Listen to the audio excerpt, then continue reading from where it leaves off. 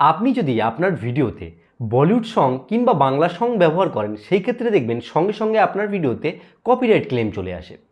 এর জন্য কিন্তু আপনাকে অনেক সমস্যায় পড়তে হয়, বিশেষ করে যাদের ডান্সের চ্যানেল রয়েছে কিংবা যারা ভিডিওতে মিউজিক ব্যবহার করে, তাদের জন্য তো এটা একটা বিশাল বড় সমস্যা। তো এই সমস্যাটা থেকে আপনি বের হবেন কিভাবে, কিংবা আপনার চ্যানেলকে বা ভিডিওকে কিভাবে এই কপিরাইট ক্লেম থেকে বাঁচাবেন, তো আজকের ভিডিওতে সেই বিষয়ে আপনাদেরকে বিস্তারিত তথ্য দেব। তো বন্ধুরা, আপনারা দেখছেন all Bangla tips YouTube channel, আমি আপনাদের সঙ্গে রয়েছি বাবন।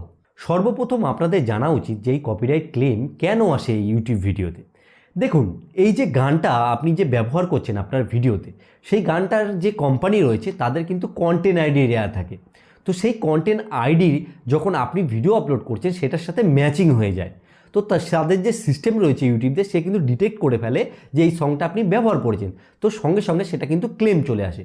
ক্লেম আসলে কিন্তু আপনার চ্যানেলের ওপর কোনো এফেক্ট পড়ে না। এই ক্ষেত্রে কি হয়, আপনি যেই ভিডিওতে ওই সংটিকে ব্যবহার করেছেন, সেই ভিডিও থেকে যেই ইনকামটা হবে সেটা কিন্তু যে গানের ওনার রয়েছে তার কাছে চলে যাবে।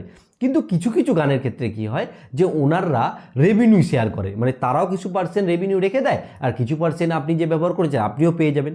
কিন্তু ব্যাপার হচ্ছে, আপনার মাথায় এই প্রশ্নটা আসতে পারে যে অনেক ড্যান্স চ্যানেল বা অনেক বড় বড় চ্যানেল তাহলে বলিউড সং কী করে ব্যবহার করে। দেখুন, তাদের ক্ষেত্রে কি হয়, তাদের যেহেতু বড় বড় চ্যানেল, তাদের না চ্যানেলে ম্যানেজার থাকে। তো ম্যানেজার বা বড় যেসব মিউজিক ইন্ডাস্ট্রি রয়েছে বা যারা মিউজিক তৈরি করে, তাদের সাথে একটা পার্টনারশিপ থাকে। তারা কি করে, তারা হচ্ছে যে যেই গানটা ব্যবহার করবে, আগে থাকতে তারা মিউজিক কোম্পানির কাছ থেকে কিন্তু একটা পারমিশন নিয়ে নেয়। তো তারা কি করে, তাদের ক্ষেত্রে একটা লাইসেন্স কি কিন্তু তারা প্রোভাইড করে ম্যানেজারের কাছে। সেই ক্ষেত্রে কি হয়, যখন তারা সেই মিউজিকটিকে তাদের ভিডিওর মধ্যে ব্যবহার করে, সঙ্গে সঙ্গে তাদেরও কিন্তু ক্লেম চলে আসে। এবং তখন কি করে, তখন সেখানে একটা ডিসপুট বলে অপশান থাকে। সেখানে গিয়ে তারা যখন ওই লাইসেন্স কিটা দিয়ে বলে যে আমরা এটা পারমিশন নিয়েই আর কি করেছি, সেক্ষেত্রে ইউটিউব কিন্তু সেটাকে দেখে শুনে বুঝে সেই ক্লেমটাকে কিন্তু উঠিয়ে নেয়। এটা কিন্তু বড় চ্যানেলের ক্ষেত্রে। কিন্তু আপনার চ্যানেলে কিন্তু কিন্তু সেটা হবে না, যেহেতু আপনার একটা নর্মাল নতুন চ্যানেল। সেই ক্ষেত্রে আপনি এটা সমাধান কি করে করবেন, আপনাকে কি করতে হবে আমি বলে দিই রাস্তাটা। সেটা হচ্ছে, আপনি যেই গানটিকে ব্যবহার করছেন সেই গানটি ইউটিউবে লিখবেন, লেখার পরে সাইডে লিখে দেবেন কভার সং, ঠিক আছে। তাছাড়াও আপনি যেই গানটা, সেই গানটা লিখে আবার পাশে লিখে দেবেন ডিজে মিক্স। আমি অনেককে দেখেছি যারা ডান্স চ্যানেল চালায় না, তারা কি করে, যেই গানটা আছে না সেটার কভার সং কিংবা ডান্সের মিক্স সংটাকে ব্যবহার করে। এই ক্ষেত্রে কী হয় বলুন তো, ইউটিউবের যে সিস্টেম রয়েছে সেটাকে ডিটেক্ট করতে পারে না, তাদের কন্টেন্ট আইডি কিন্তু ম্যাচিং হয় না। এর জন্যই কিন্তু এই যেসব ডিজে মিক্স চ্যানেলগুলো কিংবা কভার সঙ্গের চ্যানেলগুলো কিন্তু ভালোভাবে রান করছে। এখানে কিন্তু আপনাকে কয়েকটা জিনিস মাথায় রাখতে হবে, যে আপনি যদি কারো কভার সং ইউজ করেন, সেই ক্ষেত্রে কিন্তু ডেসক্রিপশন বক্সে যেই সঙের ওনার রয়েছে তার ক্রেডিটটা ভালোভাবে দিয়ে দেবেন। কেন বলুন তো, আপনি যেই গানটিকে ব্যবহার করে ভিডিওটা তৈরি করছেন, ইন ফিউচার সেই ভিডিওটা যদি ভাইরাল হয়ে যায়, তাহলে ওই যে গানটার ওনার রয়েছে, সে ধরুন দেখলো আপনার ভিডিওটা, সে কিন্তু চাইলে আপনার ভিডিওতে স্ট্রাইক দিয়ে দিতে পারে। সেই ক্ষেত্রে আপনি যদি তার ক্রেডিটটা দিয়ে দেন, আর সে যদি মানুষ হিসেবে ভালো হয়, সেই ক্ষেত্রে কিন্তু আপনার কোনো ক্ষতি করবে না। কিন্তু তবুও একটা যদি আপনি পারেন, সেক্ষেত্রে কভার সঙ্গে যে ওনার আছে তার সাথে একবার যোগাযোগ করে নেবেন। সেই ক্ষেত্রে কিন্তু ফিউচারের দিকে কোনো ভয় থাকবে না। এবং যে ডিজে মিক্স যেগুলো রয়েছে, সেগুলো আমি দেখেছি যারা বিশেষ করে ডান্সের ভিডিওগুলো রয়েছে সেগুলোতে খুব ইউজ করে ডিজে মিক্সগুলো। এগুলোতে তো একদমই কপিরাইট আসে না। এগুলো কিন্তু আপনি সাময়িক সময়ের জন্য ব্যবহার করতে পারেন, এতে কিন্তু আপনার চ্যানেলের জন্য কোনো ক্ষতি হবে না।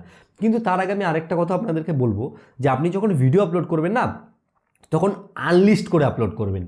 সেই ক্ষেত্রে কী হবে বলুন তো, আপনি আগে থাকতেই জেনে যাবেন যে আপনার কপিরাইট ক্লেমটা আসছে কি না এবং কী সমস্যা হচ্ছে, তখন আপনি সেটাকে সমাধান করেও কিন্তু আপলোড দিতে পারবেন। আর এই যে কভার সঙ্গে যে ব্যাপারটা বললাম, এটা কিন্তু অনেক ইউটিউবার ব্যবহার করে।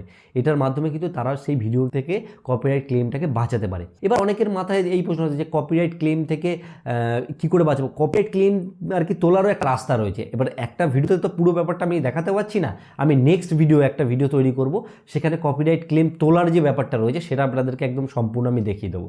তো মোটামুটি আপনারা একটা বেসিক আইডিয়া পেয়ে গেলেন যে কীভাবে কপিরাইট আর কি যে ক্লেমের ব্যাপারটা রয়েছে, সং কীভাবে ব্যবহার করা যেতে পারে। এই যে মাথায় রাখবেন হচ্ছে কভার সং, যে গানটা সেটা লিখে কভার সং, আর হচ্ছে কি ডিজে মিক্স, সেই গানটা লিখে ডিজে রিমিক্স বা এরকম টাইপের কিছু লিখে আপনি সার্চ করলেই সেটার সমাধান পেয়ে যাবেন। সেটাকে ইউটিউব থেকে ডাউনলোড করে আপনি আপনার ভিডিওতে মার্চ করে দিতে পারেন। তো আশা করি পুরো ব্যাপারটা আপনাদের কাছে ক্লিয়ার হয়েছে। যদি আপনাদের এই ভিডিওটি ভালো লাগে, অবশ্যই একটা লাইক করবেন।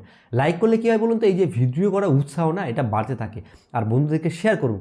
শেয়ার করলে কী হয়, তারাও কিন্তু এই বিষয়গুলো জানতে পারবে। অনেকেই কিন্তু এই বিষয়গুলো জানে না।